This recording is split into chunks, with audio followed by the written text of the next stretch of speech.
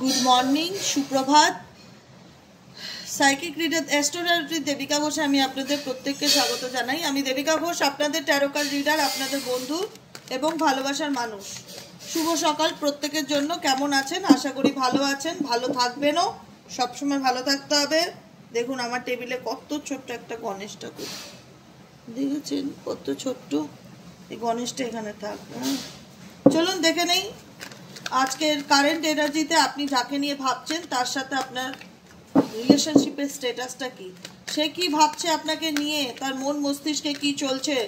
11ই October 11 আজকে 2-এর energy ভীষণ রকম, চন্দ্রের এনার্জি, মুন এনার্জি। তো ইমোশনাল কিনা সেই ব্যক্তি আজকে আপনাকে নিয়ে ভেবে কি চলছে তার মন মস্তিষ্কে, সেটা দেখে নেব। তার আগে প্রত্যেকটা বন্ধুকে একটাই কথা বলবো, ঝটপট করে চ্যানেলটিকে লাইক করুন, কমেন্ট সেকশনে আপনাদের মহামূল্যবান মতামত জানাতে ভুলবেন না, এবং নিচে দেওয়া রেড কালারের বেল আইকনটিকে প্রেস করে দেবেন যাতে আমি যখনই ভিডিও আপলোড করি না কেন নোটিফিকেশনটি যেন সরাসরি আপনার মোবাইলে চলে যায়।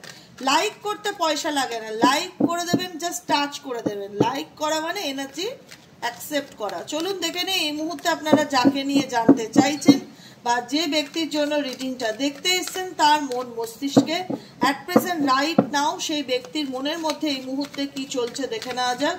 Please divine angel, divine universe help করুন ও গাইড করুন আমার প্রত্যেকটা বন্ধু, ভাই বোন, দাদা দিদি যারা এই মুহূর্তে দাঁড়িয়ে আমার এই রিডিংটা দেখছে, তার কাছের মানুষের মনের মধ্যে অ্যাট প্রেজেন্ট রাইট নাও কি চলছে, সে কি ভাবছে এই সম্পর্কটাকে নিয়ে।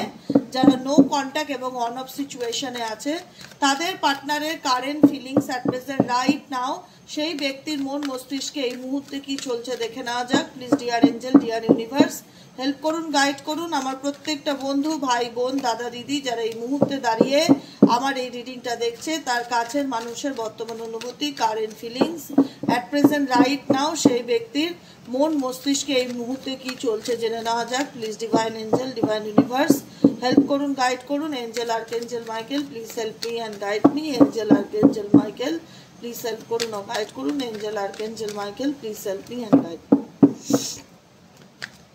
চলো দেখে নেওয়া যাক এই মুহূর্তে তুমি যাকে নিয়ে ভাবছো সে তোমাকে নিয়ে কি ভাবছে। তুমি যাকে নিয়ে ভাবছো সে তোমাকে নিয়ে কি ভাবছে, তার মন মস্তিষ্কে অ্যাট প্রেজেন্ট রাইট নাও কি চলছে।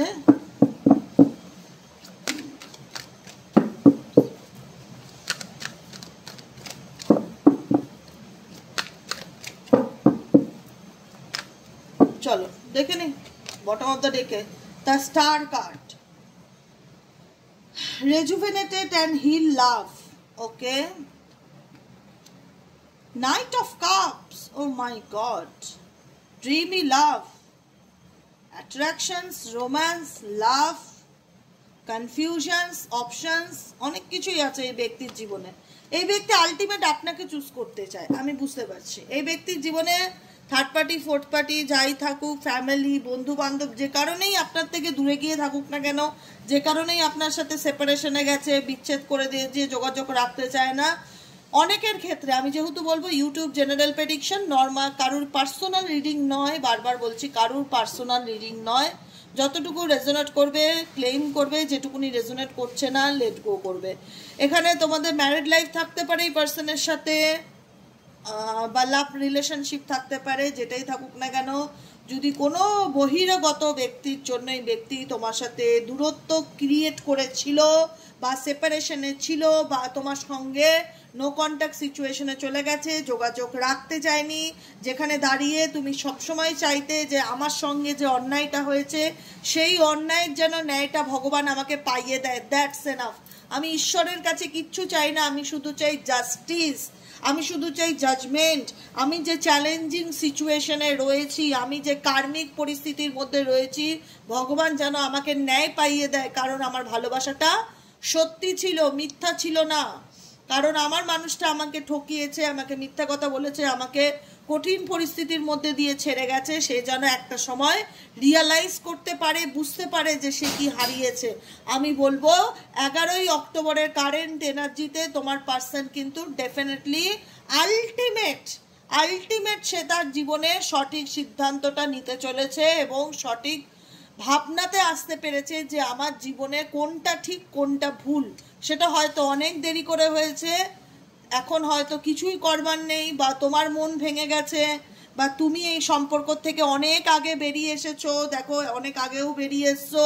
4 অফ কাপস, তুমি পিছনে ফেলে এসেছো তোমার অতীতকে, তুমি তোমার ভাগ্যকে অ্যাকসেপ্ট করে নিয়েছো। হুইল অফ ফরচুন, যে যেটা ডেস্টিনিতে হবে সেটাই আমাকে মেনে নিতে হবে। 10 অফ সোয়ার্ডস, কারণ তুমি এগুলোর থেকে ওভারকাম করতে চাও, বেরিয়ে আসতে চাও। আর এই বিট্রেল, এই ব্রেকডাউন সিচুয়েশন, এই ব্যাকস্টেপিং এনার্জি, এগুলোর মধ্যে তুমি আর থাকতে চাও না, এগুলোর থেকে তুমি বেরিয়ে আসতে চাও। তুমি চাও জাস্ট অনলি ফর জাস্টিস, যেন মানুষটা তার ইগোটা ভাঙে, সে তার ভুলটা যেন বুঝতে পারে, সে যেন তার লাইফে, তোমার লাইফে কাম ব্যাক করে। ডেফিনেটলি কাম ব্যাক করবে। আমি সবসময় একটা কথা বলতাম, তোমাদের মনে আছে ডেফিনেটলি যারা সারা বছর শোনো, যে আমি পার্সোনালি ফিল করি যে আমাদের ধারণাটা কি বলতো, এটা আমাদের ধারণা, ব্রনিন ধারণা।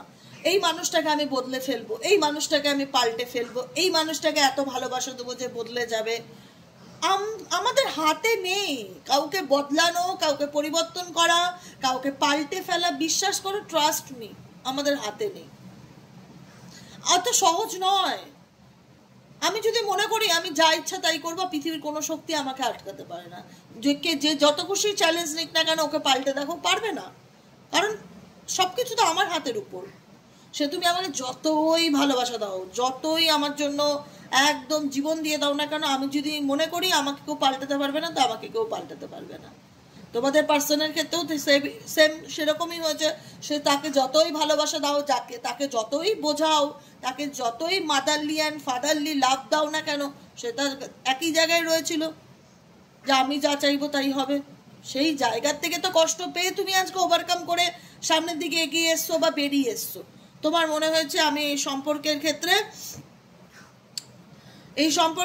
শুধু খারাপ পরিস্থিতিকে মোকাবিলা করেছি, এই সম্পর্কের ক্ষেত্রে শুধু বিট্রেল এনার্জিকে ফিল করেছি, ব্রেকডাউন এনার্জিকে ফিল করেছি, নেগেটিভিটিকে ভীষণ রকম ফিল করেছি। আমি এখান থেকে জাস্ট টাটা বাই বাই হতে চাই। আমি আর এই টক্সিক সিচুয়েশন বা টক্সিক রিলেশনশিপে থাকতে চাই না। আমি এবার আমার মতন করে বাঁচতে চাই, আমি আমার মতন করে সামনের দিকে এগিয়ে যেতে চাই, ভাগ্যকে অ্যাকসেপ্ট করতে চাই। ভাগ্যের বিরুদ্ধে গিয়ে তো কেউ কোনোদিনও জিততে পারে না।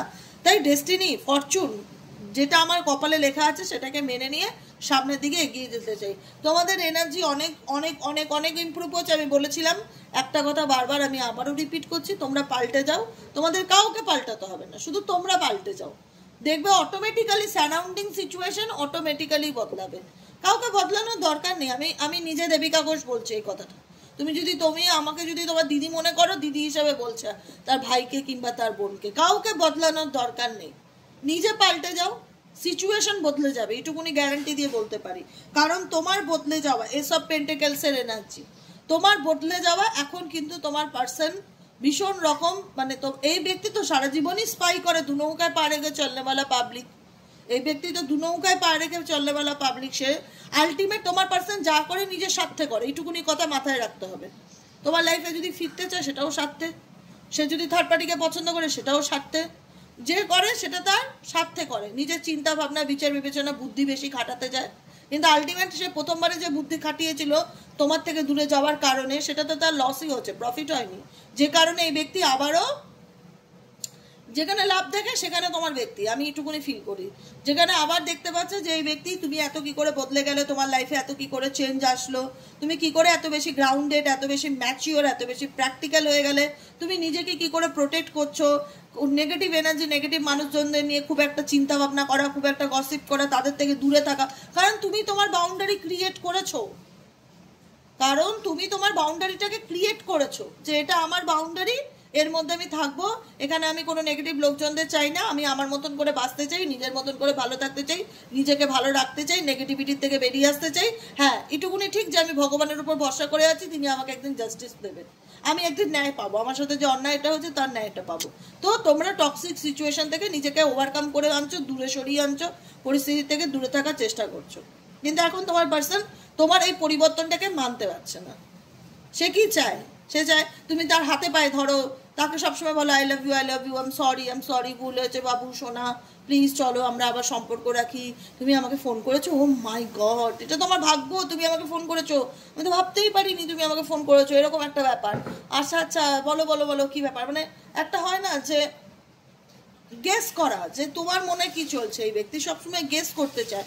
কারণ দেখো তুমি তোমার পার্টনারের কারেন্ট ফিলিংস তাও রিডিংয়ের মারফত জানতে পারো, বুঝতে পারো, আঁচ লাগাতে পারো। তোমার পার্সন কিন্তু তোমাকে না একটা রহস্যময় নারী এবং পুরুষ হিসাবে এখন ভাবছে যে এই ব্যক্তির লাইফে চলছেটা কি, এই কী করে এতটা বদলে যেতে পারে, বা এর মধ্যে কী করে এতটা পরিবর্তন আসতে পারে, কী করে এর ভিতরে এত চেঞ্জ আসতে পারে। হয়তো মেবি অনেকের পার্টনার এই কথা তোমাদেরকে বলেওছে যে তুমি কী করে এতটা বদলে গেছো, বা তোমার মধ্যে কী করে পরিবর্তন এসেছে, কে তোমার এত বুদ্ধি দিচ্ছে। অনেকের ক্ষেত্রে বলেছে এই পার্সন কিন্তু তোমাকে, আমাকে ডেফিনেটলি কমেন্ট সেকশনে জানাবে বলেছে কি না। আমার মন বলতেই পারে, কারণ তোমাদের মধ্যে এতটা চেঞ্জেস এসছে তো সাডেনলি, যেটা চোখে লাগার মতন, সেটা এই পার্টনারকে, তোমার পার্টনারকে ভীষণ রকম করে অবাক করে তুলছে।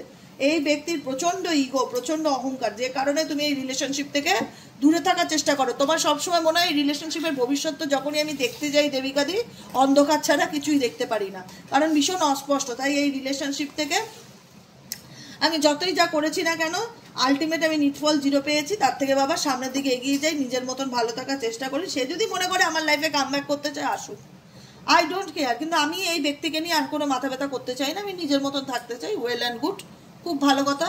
এখন এই ব্যক্তি ডেফিনেটলি তুমি নিজের মতন থাকতে চাও, সে এখন আর তোমাকে নিজের মতন থাকতে চায় না, কারণ তুমি টক্সিক সিচুয়েশন থেকে বেরিয়ে আসতে চাইছো, আর এই ব্যক্তি তোমার লাইফে আবার এন্ট্রি নিতে চাইছে, তোমাকে নিজের মনের কথা বলতে চাইছে।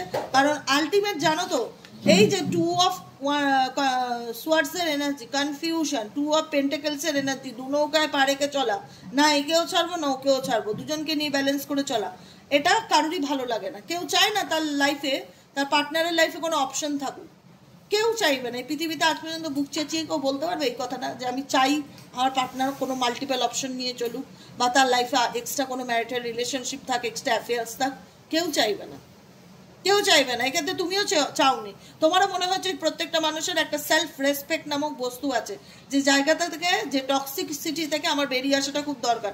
ইভেনচুয়ালি তোমরা বেরিয়ে এসছো এবং ভালো আছো, এমন না যে বেরিয়ে এসে শোকে দুঃখে একদম অন্ধকারে মানে কম্বল মুড়ি দিয়ে শুয়ে রয়েছো, সেরকমটাও না। তোমরা বেরিয়ে এসছো, অনেক ভালো আছো, খুবই ভালো আছো। সেই জায়গা থেকে তোমার মনে হচ্ছে আর আমি এই নেগেটিভিটির অন্ধকারে যেতে চাই না, কিন্তু তোমার পার্টনার তোমাকে আবার খিচ্ছে, তোমাকে টানছে, চলো চলো চলো চলো চলো আমার লাইফে এসো, আমার লাইফে এসো, চলো আমি তোমার সাথে রিউনিয়ন করতে চাই, সংসার করতে চাই, একসাথে আনন্দে থাকতে চাই।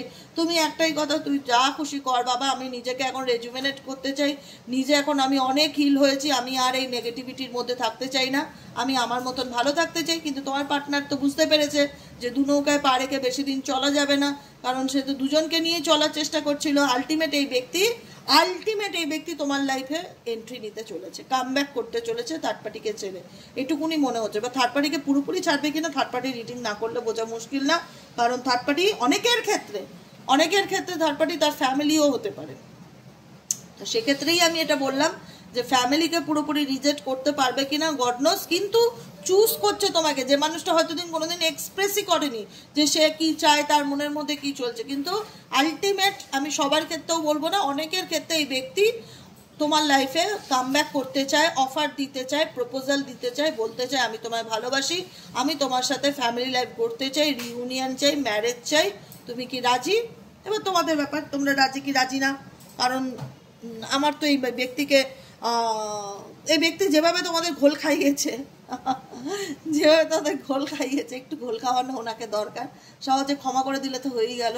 6 of wands success, marriage, victorious, stable love. এই ব্যক্তি তোমার কাছ থেকে স্টেবল লাভ চায়, কমিউনিকেশন চায়, যোগাযোগ চায়, পাত্তা চায়, গুরুত্ব, যে একটু তাকাও, সামনের দিকে এগিয়ে গেলে হবে, একটু মুখটা ঘুরে দেখো, পিছনে তো আমি দাঁড়িয়ে আছি, এরকম এনার্জি তোমার পার্সনের আমি দেখতে পাচ্ছি। কিন্তু তোমরা বলছো তুই যা খুশি কর, তুই যত এন্টারটেনমেন্ট করার আমাকে চেষ্টা কর, আর আমি মাথা ঘামাবো না, কারণ আমি বুঝে গেছি যে অ্যাকচুয়ালি ভালো থাকা কাকে বলে, অ্যাকচুয়ালি ভালো থাকাটা কি। আমি নিজের মতন ভালো থাকতে শিখে গেছি, আমার আর কাউকে ভালো রাখার বা ভালো থাকার দরকার নেই।